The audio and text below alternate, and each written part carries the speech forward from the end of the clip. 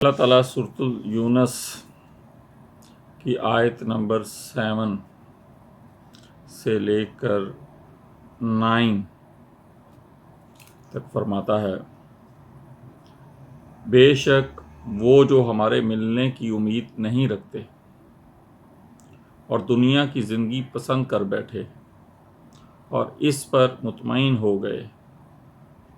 اور وہ جو ہماری آیتوں سے غفلت کرتے ہیں، ان لوگوں کا ٹھکانہ دوزخ ہے، بدلہ ان کی کمائی کا۔ بے شک جو ایمان لائے اور اچھے کام کیے، ان کا رب ان کے ایمان کے سبب انہیں راہ دے گا، ان کے نیچے نہریں بہتی ہوں گی